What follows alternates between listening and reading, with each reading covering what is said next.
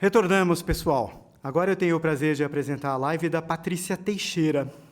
O tema dessa live é Técnica da Narrativa Psicohistórica como Ampliação Psíquica. Mas eu gostaria de falar um pouquinho sobre a Patrícia Teixeira antes e apresentá-la para vocês. Ela é mestre no programa de pós-graduação em Psicologia Clínica, Núcleos Jungianos, da PUC de São Paulo, especialista em Psicologia Analítica pela PUC de São Paulo, psicóloga, professora e diretora de teatro da Unirio, especialista em método Stanislavski, da GITS de Moscou, especialista em direção teatral, Escola Célia Helena de São Paulo, diretora da Companhia Coexistir de Teatro, com o objetivo da encenação de mitos, coordenadora do eixo temático Formação, Técnicas e Prática do Artista Teatral, da editora Paco, professora da PUC do Rio de Janeiro e Unip, autora da Técnica Narrativas Psicohistóricas e, em 2006, atualmente, da Performance do Mito para Ampliação Psíquica.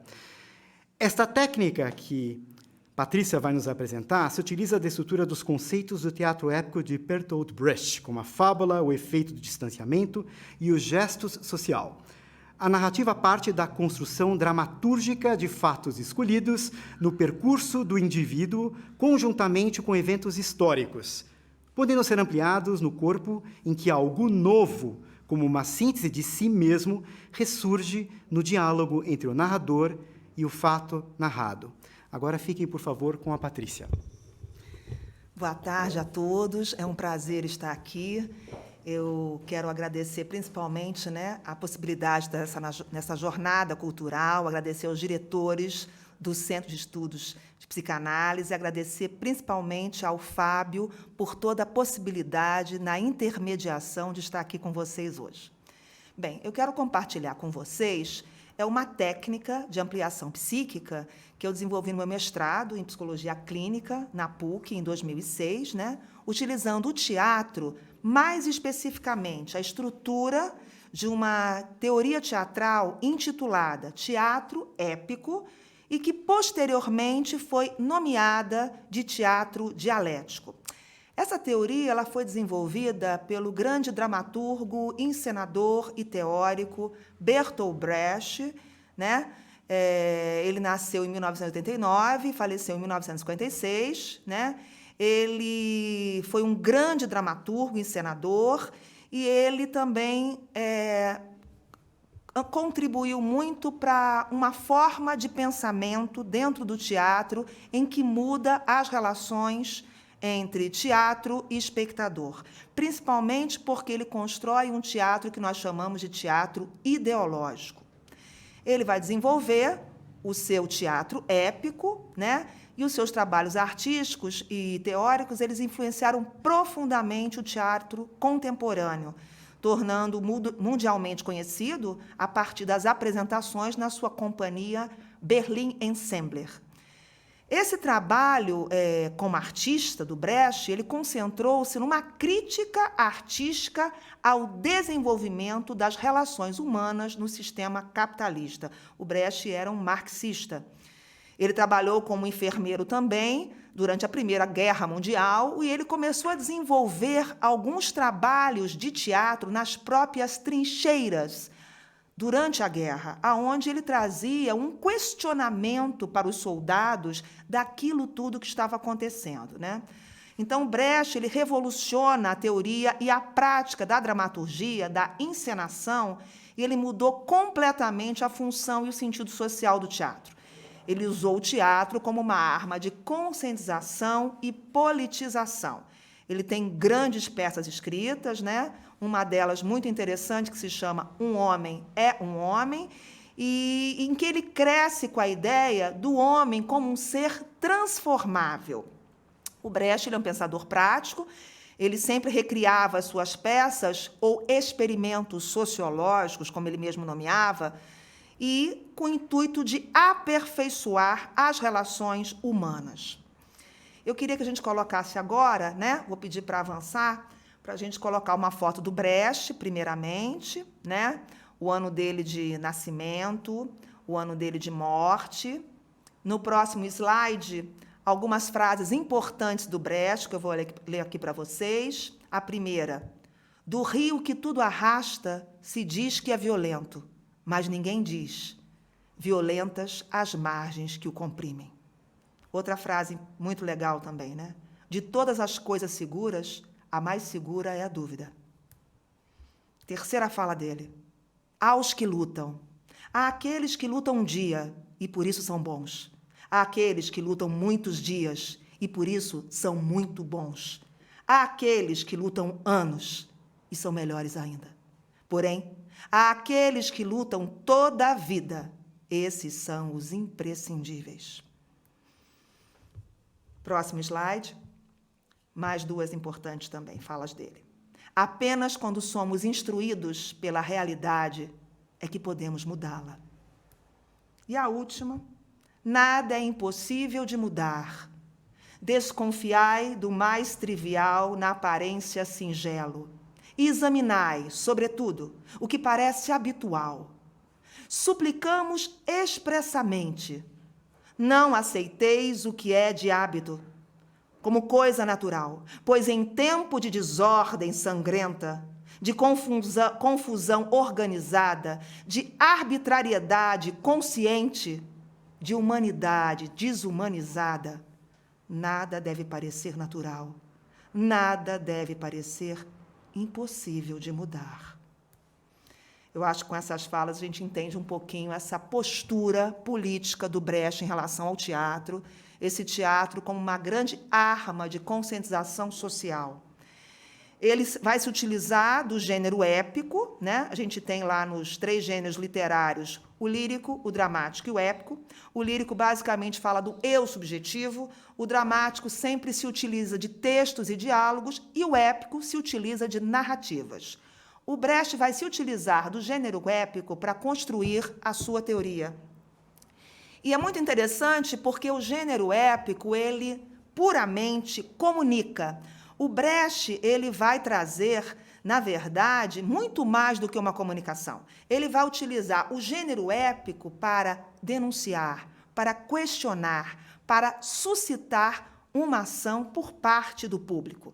Então, para ele, o teatro, ao invés de emergir como uma ação, ele se assume-se como uma mediação no centro do qual surge o espectador. Então, para o Brecht, a mediação por parte do espectador acontece no sentido de expor as relações dialéticas. Então, é muito interessante, porque o Brecht, ele compara a forma dramática é a primeira forma que vai existir de teatro, né? A gente vem lá das tragédias na antiguidade, no teatro grego, que é o berço da civilização ocidental, que é onde o teatro surge. Os primeiros gêneros são tragédia e comédia, e a partir daí que o Aristóteles vai começar a trazer uma discussão na sua poética sobre os 3 grandes gêneros literários. E a gente vai começar a desenvolver um teatro, né? Depois da antiguidade, na própria idade moderna, a gente vai desenvolver um teatro muito mais calcado no gênero dramático. E o gênero dramático, ele tem uma característica muito importante. O autor se utiliza dos personagens que falam por ele, sempre na primeira pessoa, e o tema do drama, e esse drama, ele não está apenas no teatro, ele está também nas telenovelas. O drama é um gênero que se pauta em que temas? Os temas da nossa vida pessoal, né? Os temas onde tem protagonistas, e esses protagonistas estão contando as suas vidas pessoais. Então, o Brecht vai questionar esse modelo, que ele chama de modelo aristotélico, que é o dramático, e que ele diz que esse modelo, como o próprio Aristóteles vai falar lá atrás, na antiguidade, que aquele tipo de teatro causava o quê? Uma catarse. O público se identificava com a personagem e, automaticamente, ele empatizava e sentia aquilo tudo que a personagem estava sentindo, né? E o Brecht vai dizer que isso, de alguma forma, não faz com que o espectador, quando ele se identifica com a personagem, não faz ele pensar, não faz ele criticar, não faz ele se rever. Então, como ele mesmo utiliza o teatro como uma arma de conscientização social, ele fala que o teatro é um meio, é uma linguagem muito importante e muito potente que tem que colocar um homem de frente ao homem. Enquanto o drama busca o conflito, tanto que a gente, quando assiste espetáculos dramáticos ou até as telenovelas, né, a gente vê que o drama está sempre buscando o ápice, que é o clímax, né, que é o grande conflito. E na hora que esse grande conflito é resolucionado, automaticamente acaba a novela, acaba o espetáculo e tudo foi resolvido. O Brecht vai dizer que não. A gente não pode calcar uma ação dramática em cima de conflitos. Ele vai lutar por uma visão que parte de uma ação dramática pautada na contradição. Então, todo o teatro que o Brecht constrói é utilizando o gênero épico, porque é um gênero que se utiliza da narração, onde conta-se uma história, certo?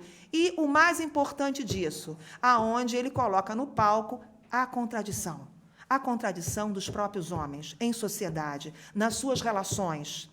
E o mais interessante de tudo isso é que ele vai utilizar alguns conceitos. Os conceitos do Brecht, para desenvolver essa sua teoria, né, que é o teatro épico, e depois ele muda para teatro dialético, se chama efeito de distanciamento. Esse é um conceito, e o outro conceito é o gesto social. Então, ele vai dizer que não se utiliza do tal efeito de identificação, aonde o público se identifica com a personagem. Ele se pauta no efeito de distanciamento, aonde ele cria toda uma estética que o público não se identifica com a personagem em nenhum momento.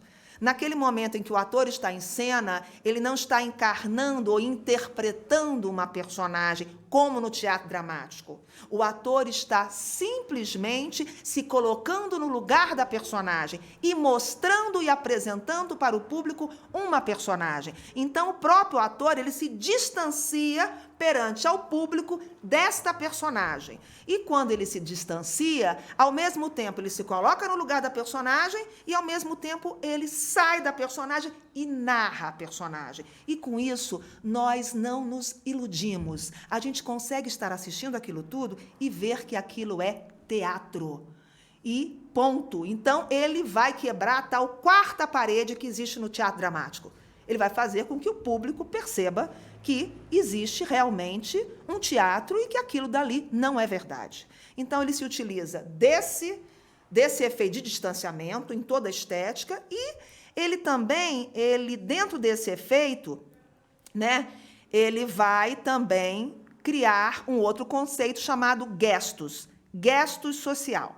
Antes da gente falar de novo, né, antes da gente falar do gesto social, eu quero voltar novamente para falar que o efeito de distanciamento trata-se de uma técnica que permite dar aos processos a serem representados o poder de colocar homens em conflito com outros homens, de proporcionar o andamento de fatos insólitos, de fatos que necessitam de uma explicação e que não são evidentes, que não são simplesmente naturais. Brecht vai dizer que tudo o que acontece nas relações dos homens, entre eles e com eles, não é natural. Tudo faz parte de um processo histórico.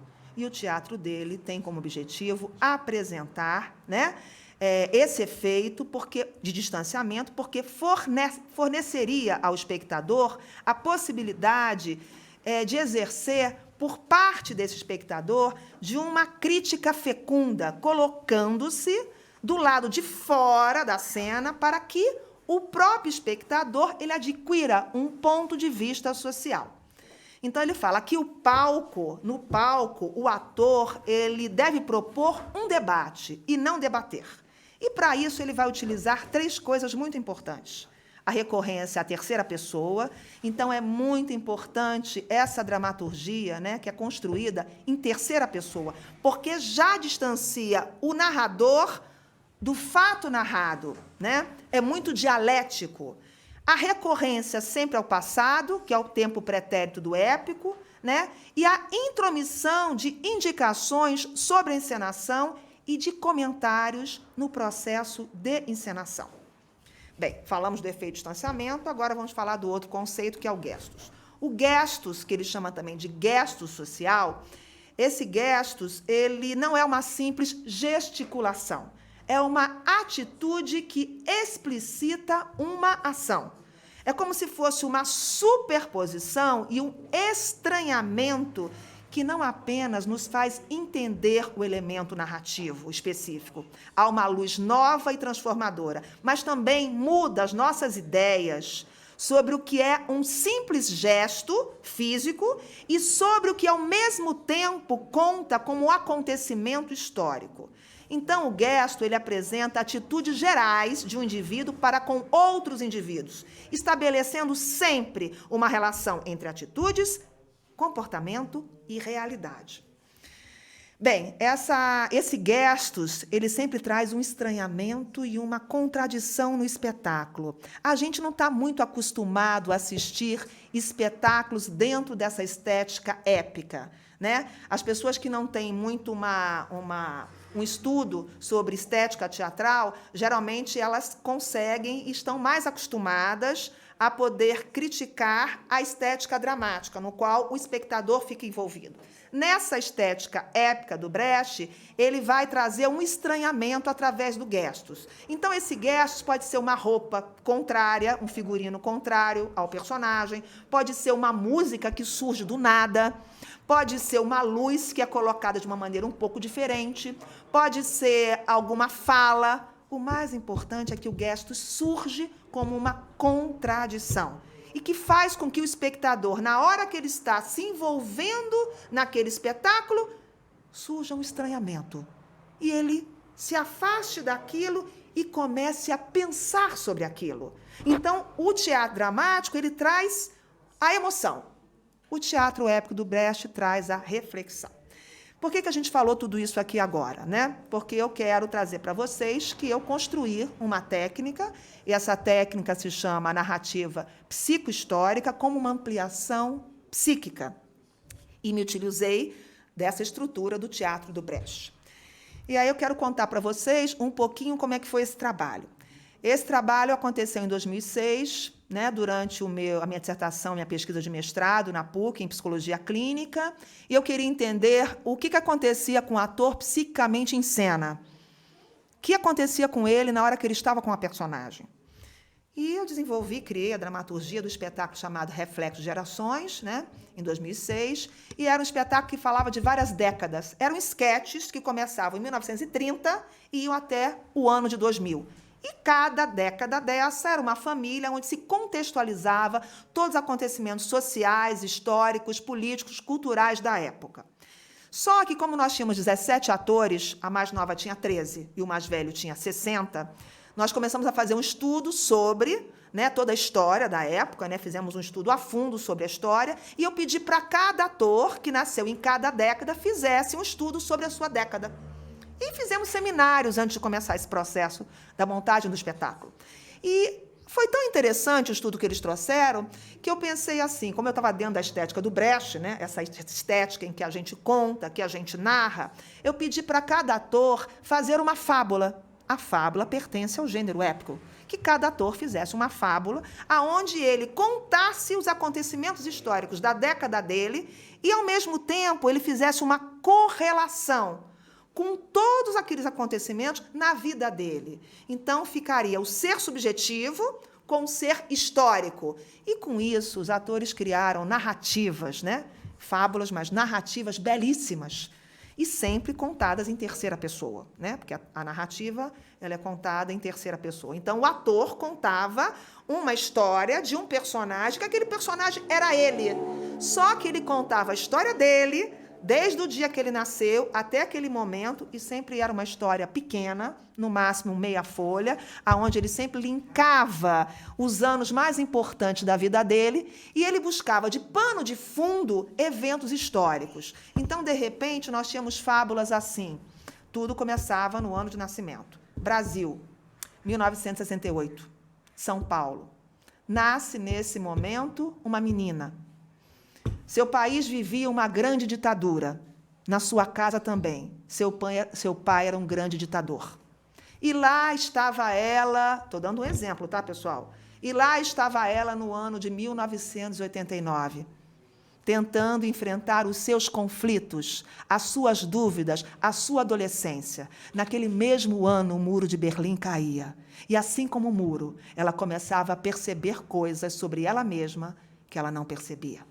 Então, é muito interessante porque cada um criou uma fábula, essas fábulas entraram, essas narrativas, né, entraram para o espetáculo, sendo sempre um ponto de interseção entre uma década e outra. Quem nasceu em 40, quando começava a família de 40, entrava o ator contando a fábula dele. Quem nascia em 50, abria a década de 50 contando a fábula dele. E assim sucessivamente. Esse trabalho foi uma coisa tremenda, porque essas narrativas entraram para dentro do espetáculo Reflexo Gerações, conforme eu disse, fazendo uma ligação de uma década para outra. Era o ator que emergia em cena contando a narrativa da vida dele. Só que ele fazia isso com efeito de distanciamento, ele mesmo distanciado daquilo tudo. E ele criava com o corpo um gestos, uma partitura corporal que sempre contradizia o que ele falava. Então, depois que ele escreveu esse texto, essa narrativa, nós fomos construir com o corpo uma fábula com uma partitura corporal onde ele contradizesse tudo aquilo que ele tinha falado. Eu vou dar só uma demonstraçãozinha para vocês rápida aqui, né? Fazer uma encenaçãozinha rápida. Por exemplo, tinha uma atriz que, no meio da fábula dela, ela pegou o ano de 2010, a Copa do Mundo na África. Então, ela criava assim: África, 2010. O mundo grita: gol, gol, gol. E os africanos gritam de fome, fome, fome. Com isso, causava no público um estranhamento, porque ela falava uma coisa e trazia uma contradição no corpo. E com aquilo, automaticamente, você se distanciava e você pensava, mas espera aí, como é que dentro de um país com tanta fome acontece uma Copa do Mundo da forma que aconteceu? E foi muito interessante porque, a partir disso, né, eu utilizei todo esse trabalho e comecei a levar ele para a clínica. Levei ele para a clínica, né? E venho trabalhando com ele na clínica, venho dando workshops, né? Agora vai sair um livro sobre isso, das narrativas psicohistóricas, porque na hora eu sempre peço, né, para o paciente ele escrever uma fábula a partir do ano que ele nasceu. Ele escreve essa fábula, né, sempre pegando anos importantes da vida dele até o momento atual, não são anos seguintes, e ele sempre tente, na hora que ele traz esses fatos, contextualizar com acontecimentos históricos, sociais, políticos que interessam a ele. E, a partir disso, nós vamos questionar cada acontecimento desse como uma grande ampliação simbólica desse paciente. E é interessante, pessoal, a gente falar qual é a etimologia da palavra teatro. Teatro vem do grego teatron, lugar de onde se vê, que é o lugar da plateia. Então, esse paciente passa a se ver a partir de um outro lugar. Ele é aquela pessoa que conta a história dele mesmo. E é interessante a gente pensar no verbo atuar, né? O verbo atuar, ele tem dois sentidos. Na psicanálise, a gente utiliza o verbo atuar quando o paciente reage, muitas vezes, defensivamente a alguma situação com a qual é difícil ele entrar em contato. No teatro, atuar significa estar em ação em cena. Então, dentro dessa minha proposta, com essas narrativas, a gente procura uma ressignificação deste atuar na vida, a partir de um atuar no setting. Então, né, o objetivo dessa técnica é a gente ressignificar, a ressignificação do atuar na vida por meio de um distanciamento de si mesmo a partir da construção da narrativa, sempre em terceira pessoa, na qual o paciente, o ator, o aluno, porque a gente pode fazer isso como um trabalho em grupo, como no setting, ele se distancia, né? Ele, ao mesmo tempo que ele é o que narra, ele se distancia do objeto narrado, no qual é ele também. e nós vamos trazendo toda uma contradição para o corpo. E se não for para o corpo, na hora que ele traz aquela narrativa, a gente chega... Já estou finalizando o tempinho, né? Porque eu sei que eu estou falando, pessoal, eu vou falando, a gente tem um horário aqui, né? E eu estou indo.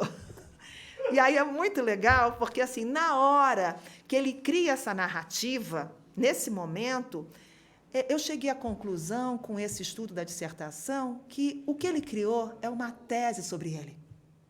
É uma tese sobre ele. O que ele traz depois, o que nós vamos tentar discutir, porque tudo que ele vai trazer em termos de eventos históricos, políticos, são símbolos dele, que podem ser ampliados. Então, tudo isso que ele está trazendo, a gente vai começar a questionar, de alguma forma, e aí vai trazer uma antítese. Tudo que aquele trouxe como tese, agora nós vamos trazer o subtexto de tudo isso, que é uma antítese daquilo mesmo, a contradição daquilo mesmo que ele tinha escrito. Texto e subtexto, né? Tese e, de alguma forma, também antítese. E no embate daquilo que ele falou dele e a contradição que ele percebeu do próprio discurso dele, dramatúrgico, algo novo emerge. Uma nova síntese dele mesmo surge.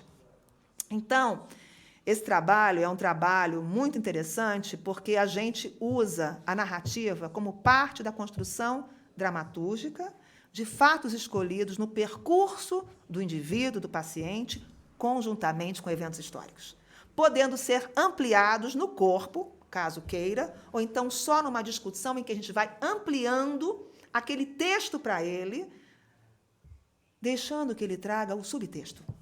E algo novo sempre surge como uma síntese de si mesmo, ressurgindo no diálogo entre o narrador e o fato narrado. Era isso que eu tinha para compartilhar com vocês. Eu estou muito feliz de estar aqui. Esse trabalho é um trabalho muito especial. Eu venho desenvolvendo há algum tempo, né? E qualquer coisa, nós temos aí o Instagram também da CIA Coexistir, né, de teatro. Eu tenho o meu e-mail, que é psicofabulas@hotmail.com. psicofabulas@hotmail.com.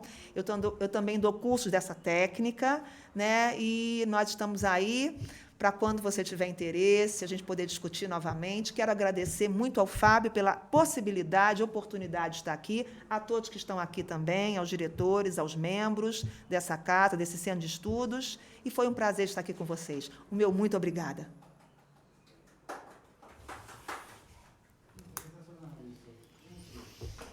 E aí, Fábio, estava nervosa? Hã?